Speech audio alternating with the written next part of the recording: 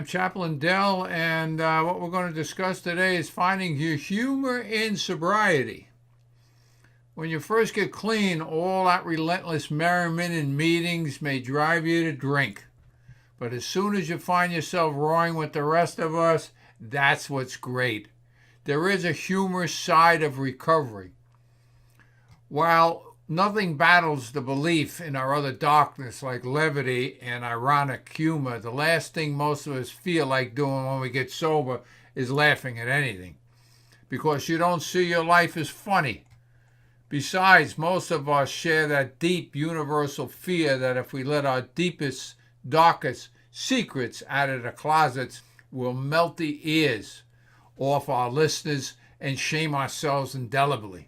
And yet in those total moments of total honesty that many of us remember as major turning points in our recovery, when someone shares something deep and true and real, no matter how embarrassing, it manages to transform secrets into light. You can get the humor amidst the tragedy. This is a story about grass. Remember your first belly laugh and responding to one's blackout story? He woke up late one morning to find himself lying in his neighbor's grass, groggy and confused. It slowly dawned on him that he was dangling half in and half out of his car when he crashed it into his neighbor's fence. At the same moment, he saw a police officer approaching, so he took immediate action. Now, before I finish this story, I want you to think about what he did in this instance. You don't know? Well, I'll tell you. This guy went about stuffing his mouth with a full mouthful of grass since he recently read that parsley disguised the odor of alcohol. Remember doubling over laughing as the room and eventually the man realized how ridiculous it was to worry about boozy breath in viewing the alarmed state of his car. And now his mouth was stuffed with lawn. After that, by letting the laughter out, be able to share about yourself and laughter, and the result, secrets you held in here became much lighter. And as of laughter that connected you with other people in the room. Many of us learn to laugh, and that keeps us from dying. If we succumb to the doom, the tragedy, and sorrow lurking behind each dark memory, we'll even drown in them, self-obsessively blaming ourselves as the sole agents of our self-destruction. Life is more complicated than that. Alcoholics can be a pain in the tush when they're yucking up over car crashes, divorce, mental illness, and the fact that once you've been sober for a while, it's easy to forget that in early sobriety, absolutely nothing is funny. Everything's an emergency, and you twitch and hateful and craving a drink, a line, a bottle, or a pill, or anything else. While a meeting, a punching bag, a bad butt attitude, and hard coffee can help, sharing is often the closest many of us get to letting each other see our true selves underneath the mask we wear, on being perfect, loving, patient, rich, perfectly fine, that keeps us drunk and high and checked out. As a chaplain, you can imagine I am told a great deal of stories. I spoke with a woman who had a gravelly voice who shared about waking up in a stranger's bed in a strange hotel, wondering how she could escape without waking him. After all, she knew the story well, but she continued her story. There she was at 4 o'clock in the morning and trying to get out of bed, but her legs would not move. They would not move at all. Even trying to open her legs to get out of bed was not happening. She was beside herself, and in her stupor she thought that maybe from drinking she was paralyzed from the waist down from something that she drank or took or injected. But she knew one thing: she could not move her legs. Oh my God, what have I done to myself? As she struggled and tried to get out of that bed and not wake up the stranger who lies sleeping beside her. My God, she thought, I could be paralyzed for life, and she struggled to get some movement from her legs. She reached down and was able to solve the problem. The problem was that for some reason, both her legs were in one leg of a long pantyhose. She struggled to get out of the pantyhose and finally got dressed and out of that place. After reaching her car, she sat down there by herself and laughed out loud. Laughed at something so embarrassing. How can we laugh about how we used alcohol or mind-altering drugs to soften the damningly dull hours of raising a family? How we can laugh when some of us had lost kids, marriages, homes, jobs, and self-respect because of our disease. For many of us, learning to laugh keeps us from dying. If we succumb to the doom, tragedy, and quick sorrows lurking behind each memory, we'll drown it alone in our self-obsession and full belief in ourselves only as authors of destruction and damage. And this lack of perspective is often directly linked to the drug. In other words, your alcoholism or drug wants you to keep it all down. In another story, in one of the final days of a lady's drinking, her then husband looked at her and said, "You never laugh anymore." Easy as it was to dismiss his comment was just another indicating of our deteriorating marriage. I knew he was telling the truth. It was serious as death. A funeral was a laugh riot compared to me. After only a few sober months, a family member observed quite a few changes in me, and she said, "Look me in the eye now. You smile." Laughter took another few months, and she's been laughing ever since. Laugh, and the world laughs with you. Cry, and you ruin your mascara. At rehabs where I go to speak, I see more down faces than smiley button faces. It is my mission to bring some joy or laughter into their life because, believe it or not, some of you guys are really funny. You just don't know it. When I first had the opportunity of meeting people at rehab, they were solely sad for being there. I noticed the downturned mouths, the sullen look on their faces, and by the end of the stay, I could see smiles, joy, and laughter, like being a kid again and just smiling and laughing for the hell of it. You should really try it. There is a story about an old alcoholic in the mountains of Tennessee that lives in the same wooden and metal sheet-riddled cabin that his father built before him. It is claimed that he's over 100 years old. A reporter from the local newspaper searched this gentleman out and found him sitting on a rocking chair on the front porch of this old rickety house, smoking a corncob pipe and just watching the day go by. The reporter asked the man if he could speak with him, and the old man said, "Yep, just come on up here, sonny, and sit a spell," which the reporter did. He asked the old man many questions, and the subject came about the old man's drinking. He had admitted that he had made many mistakes in his life, and one of them was drinking shine. That's moonshine for the uninitiated, for a good part of his life. That shine, he said, took everything I had away. I lost my wife. She left me years ago because of my drinking, and she was right, because I was frightfully not nice when I drank. My 7 children don't see me no more, as they came down off the mountain because of my drinking and never came back to see me again. Lost my job at the mill. I had a good job at the mill cutting lumber, but they couldn't trust me anymore with that big machinery while I had liquor in me. It was probably the best paying job I ever had.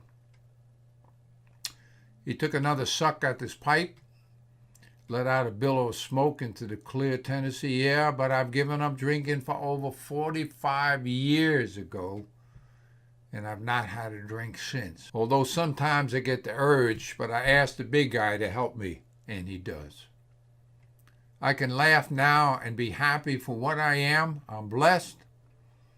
The reporter asked him about his health, and he replied, better than a possum in heat and that older than that buck on the mountaintop. Got what little hair is left when I comb every morning, and I can see with clear eye down the road if someone's a-coming. I'm grateful for that, he said with a smile.